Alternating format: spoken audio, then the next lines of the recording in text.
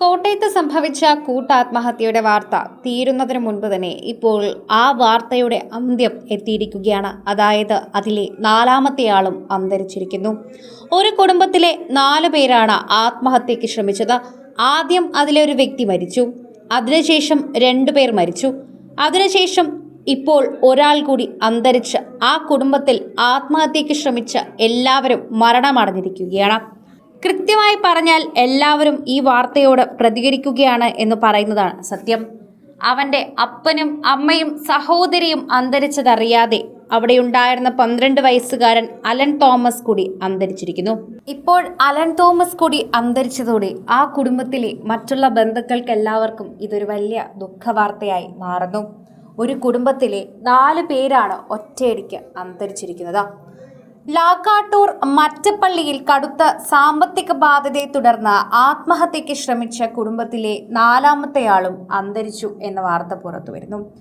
Medical കോളേജിൽ ചികിത്സയിൽ കഴിഞ്ഞ അലൻ തോമസ് ചൊവ്വാഴ്ച മരണത്തിന് കീഴടങ്ങി. സംസ്കാരം പിന്നീട് നടക്കും.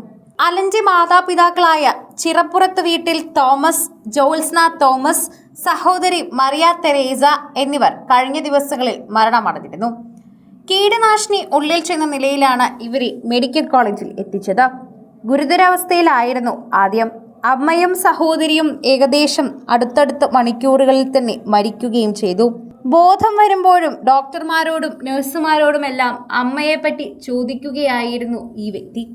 എന്നാൽ അലൻ തോമസ് അന്തരിച്ചത് അദ്ദേഹത്തിൻ്റെ അമ്മയും അച്ഛനും പോയതറിയാതെയാണ് എന്നുള്ളത് കൂടി സത്യമാണ്.